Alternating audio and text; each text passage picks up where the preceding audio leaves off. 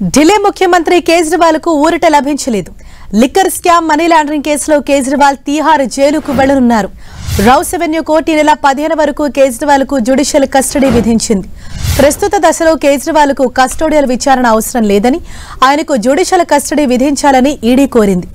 ED కోరినట్టుగానే judicial custody విధించింది court. ప్రధాని చేస్తున్న పని దేశానికి మంచిది కాదన్నారు కేజ్రీవాల్. ఇదే విషయంపై మరింత సమాచారంతో మా ప్రతినిధి గోపీకృష్ణ మనకు అందుబాటులో ఉన్నారు. గోపి, కేజ్రీవాల్ కు ఎన్ని రోజుల పాటు జ్యుడిషియల్ కస్టడీ విధించింది కోర్టు? ఏమైనా వెసులుబాటు కనిపించిందా? Delhi liquor scam money laundering కేసులో మార్చి 21న అరెస్ట్ అయిన ఢిల్లీ సీఎం కేజ్రీవాల్ కు ప్రస్తుతం జ్యుడిషియల్ కస్టడీని విధించడం జరిగింది. రౌస్ అవెన్యూ కోర్టు 10 రోజుల ఈడీ కస్టడీ ముగియడంతో ఈ రోజు కోర్టు ముందు కేజ్రీవాల్ ని హాజరుపరిచారు ఈడీ అధికారులు. కేసు దర్యాప్తు పురోగతిని కోర్టుకు వివరించడం జరిగింది. కేజ్రీవాల్ ఈ Delhi liquor scam money laundering case దర్యాప్తుకు సహకరించడం లేదు, తప్పించుకునే సమాధానాలు చెప్తున్నారు, అడిగినా సరే తనకు తెలియదు అన్న సమాధానాలు ఇస్తున్నారు అని చెప్పి అడిషనల్ సొలిసిటర్ జనరల్ ఎస్వి రాజు ఈడీ తరఫున వీడియో కాన్ఫరెన్స్ ద్వారా వాదనలు వినిపించడం జరిగింది. సో కేసుని తప్పుదావ పట్టించే విధంగా ముఖ్యంగా తప్పించుకునే సమాధానాలు ఇస్తున్నారు. అలాగే డిజిటల్ పరికరాలకు సంబంధించిన పాస్వర్డ్స్ కూడా కేజ్రీవాల్ ఇవ్వలేదు. ఇప్పటికైతే మేము కస్టడీ పొడిగించాలని చెప్పి కోరడం లేదు. భవిష్యత్తులో ఒకవేళ అవసరమైతే కనుక మాకు మళ్లీ కస్టడీ కోరే వెసులుబాటు ఉంటుంది. సో ఖచ్చితంగా ఇప్పుడు కస్టడీ అవసరం లేదు, జ్యుడిషియల్ కస్టడీకి పంపాలి.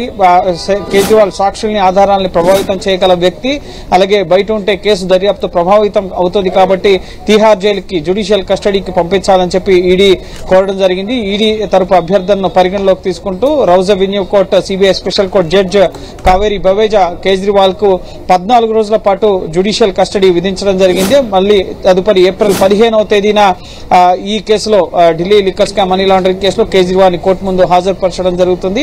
అలాగే కొన్ని వెసులుబాట్లను కేజ్రీవాల్ తరపు న్యాయవాదులు కోరడం జరిగింది. కోర్టులో తన వైద్య అవసరాలకు అనుగుణమైన ఆహారం, ప్రత్యేక ఆహారం, అలాగే మందులు, ఇటు పుస్తకాలు, అలాగే మతపరమైన లాకెట్ ని సైతం అనుమతించాలని చెప్పి ఒక అప్లికేషన్ ని కేజ్రీవాల్ తరపు న్యాయవాదులు విక్రమ్ చౌదరి అలాగే రమేష్ గుప్తా కోర్టుకు తెలియపరచడం జరిగింది. అలాగే 3 పుస్తకాలను కూడా కేజ్రీవాల్ అడిగారు.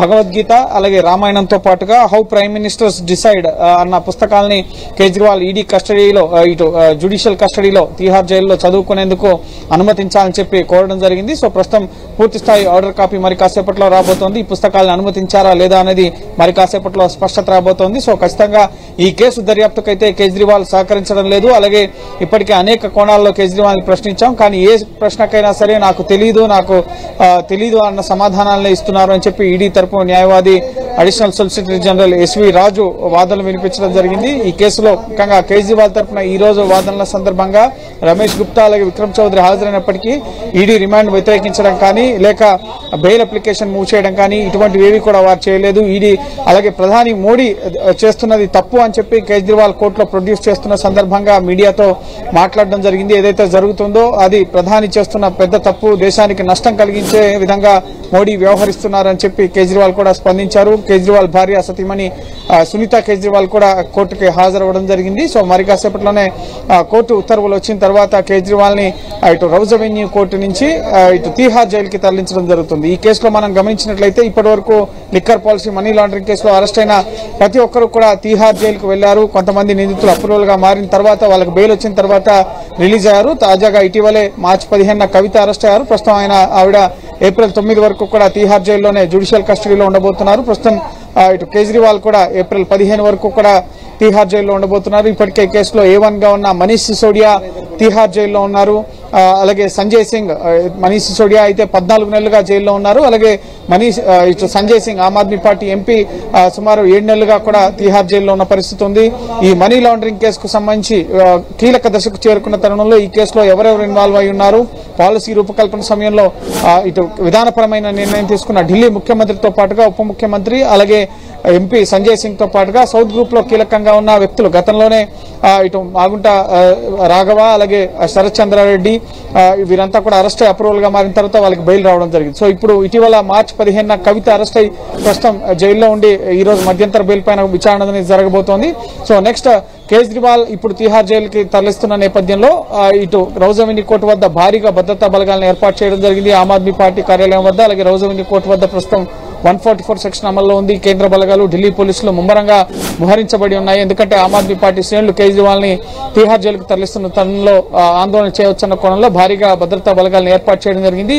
సో నెక్స్ట్ ఢిల్లీ రాజకీయ పరిణామాలు మారే అవకాశం కనిపిస్తోంది. ఇప్పుడు తీహార్ జైలుకు వెళ్లారు కాబట్టి తీహార్ జైలు నుంచి కేజ్రీవాల్ పాలన సాధ్యమవుతుందా? ఒక ముఖ్యమంత్రి జైలు నుంచి పరిపాలించి ముఖ్యంగా ఒక సిట్టింగ్ ముఖ్యమంత్రిని అరెస్ట్ చేయడం, అలాగే కస్టడీలోకి తీసుకోవడం, 10 రోజులు కస్టడీలో ఉంచడం, ఆ తర్వాత తీహార్ జైలుకు తరలించడం ఇదే తొలిసారి. ఇటీవల ఈడీ కేసులో మనీ లాండరింగ్ అలాగే అవినీతి కేసులో జార్ఖండ్ ముఖ్యమంత్రి హేమంత్ సోరెన్ కూడా అరెస్ట్ అయ్యారు. కానీ ఆయన అరెస్ట్ ముందే రాజీనామా చేయడం, ముఖ్యమంత్రి మారడం, ఆ తర్వాత హేమంత్ సోరెన్ అరెస్ట్ అయ్యి ప్రస్తుతం ముఖ్యంగా జైలును ఎదుర్కొంటున్నారు. కానీ కేజ్రీవాల్ విషయంలో అలా కాదు. కేజ్రీవాలే తమ ముఖ్యమంత్రిగా కొనసాగుతారు, జైలు నుంచే పాలన సాగిస్తారు అని చెప్పడం ఆమ్ ఆద్మీ పార్టీ నేతలు. హైకోర్టులో కూడా ఈ విషయంలో మేము జోక్యం చేసుకోవాలి, న్యాయ వ్యవస్థ ఇందులో జోక్యం చేసుకోదు, ఢిల్లీ లెఫ్టినెంట్ గవర్నర్ అలాగే రాష్ట్రపతి దీనిపైన నిర్ణయం తీసుకుంటుంది, కానీ న్యాయపరంగా మేము జోక్యం చేసుకోవడానికి లేదు, చట్టంలో ఎటువంటి వెసులుబాట్లు కూడా లేవు అని చెప్పడంతో కేజ్రీవాల్ ప్రస్తుతం ముఖ్యమంత్రిగా కొనసాగుతున్నారు. సో ప్రస్తుతం తీహార్ జైలుకు తరలించిన తర్వాత ఇటు రాష్ట్రపతి గవర్నర్ ఏమన్నా నిర్ణయం తీసుకుంటారా ఢిల్లీ ముఖ్యమంత్రి పైన? ఎందుకంటే ప్రభుత్వ అధికారులు ఎవరైనా కనుక తప్పు చేసి జైలుకు వెళ్తే కనుక వాళ్ళని సస్పెండ్ చేయడం జరుగుతుంది. అలాంటిది ప్రజాప్రతినిధి నేరుగా ముఖ్యమంత్రి తప్పు చేసి ఆరోపణలు ఎదుర్కొంటున్న నేపథ్యంలో సో ముఖ్యమంత్రి జైలు నుంచి పాలన సాధ్యమవుతుందా లేదా అన్న దానికి సంబంధించి, ఎందుకంటే అనేక రివ్యూలు సమావేశాలకి హాజరు కావాల్సి ఉంటుంది, సో పాలన చూడాల్సి ఉంటుంది. కాబట్టి సో ముఖ్యమంత్రిగా ఎవరు ఉండబోతున్నారు? కేజ్రీవాలే కొనసాగుతారా లేక రాజ్యాంగపరంగా ఉన్న అంశాలను ఏమన్నా వాటి ఆధారంగా ఇటు రాష్ట్రపతి గవర్నర్ ఏమన్నా నిర్ణయం తీసుకుంటారని మనం వేచి చూడాలి. ఈ రోజు మధ్యాహ్నం తర్వాత కేజ్రీవాల్ ని ఇటు రౌజ్ అవెన్యూ కోర్టు నుంచి తీహార్ జైలుకి తరలించబోతున్నారు. Right, thank you Gopi.